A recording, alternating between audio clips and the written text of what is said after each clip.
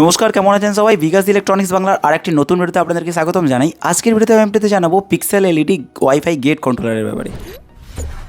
বিকাশ electronics এই কন্ট্রোলারটা অনেক দিন ধরেই আপনারা অনেকেই কমেন্ট করে বলেছিলেন অথবা হোয়াটসঅ্যাপে এসে বলেছিলেন এই ধরনের কন্ট্রোলার আছে কিনা। এখন বর্তমানে এই কন্ট্রোলারটি লঞ্চ হয়ে গেছে। এই কন্ট্রোলারটির ফিচার্স আজকে জানাবো এবং আপনারা এই কন্ট্রোলারটা কিভাবে নেবেন আমার কাছ থেকে সেটাও আমি আপনাদের জানাবো। এই কন্ট্রোলারটি টোটাল 8 পোর্ট রয়েছে। এখানে টোটাল 8টা পোর্ট রয়েছে আর এখানে রয়েছে পজিটিভ নেগেটিভ, যেখানে আপনি 5 ভোল্টের পাওয়ার সাপ্লাই দিয়ে আপনি এখানে কানেক্ট করতে পারবেন। এখানে রয়েছে এসডি কার্ড সকেট, যেখানে আপনি এসডি কার্ড লাগিয়ে প্রোগ্রামিং রান করাতে পারবেন। এখানে দেখুন রয়েছে কিউআর কোড, এই কিউআর কোডটিকে স্ক্যান করে এই কন্ট্রোলারের যে অ্যাপস রয়েছে সেই অ্যাপটিকে ইনস্টল করতে পারবেন।